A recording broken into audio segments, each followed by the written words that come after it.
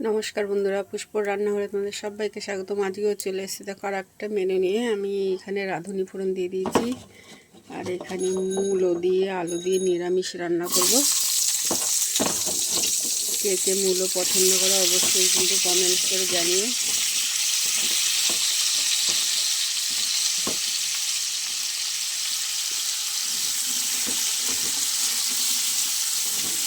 আমার খুব মূলো ভালো লাগে,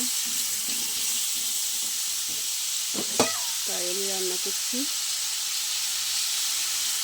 চলো এবার স্বাদ মতো লবণ হলুদ দিয়ে দেবো।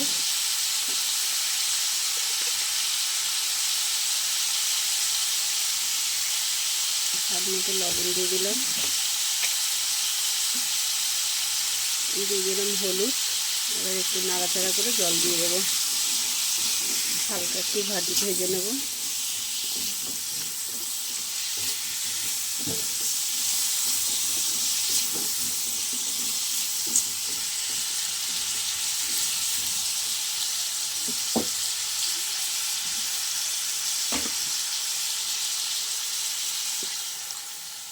জল দিয়ে দিলাম বন্ধুরা।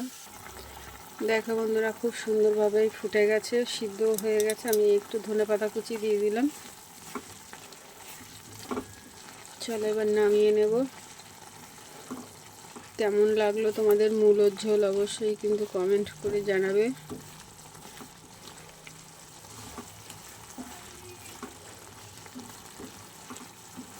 মূলো কেউ খায় না, তাই ডালে মূলো দিলেও ভালো লাগে, কিন্তু কেউ খায় না বলে ওই জন্য আর দেওয়া হয় না। চলো এবার নামিয়ে নিই। তোমাদের কেমন লাগলো অবশ্যই কিন্তু কমেন্ট করে জানাবে বন্ধুরা। টাটা।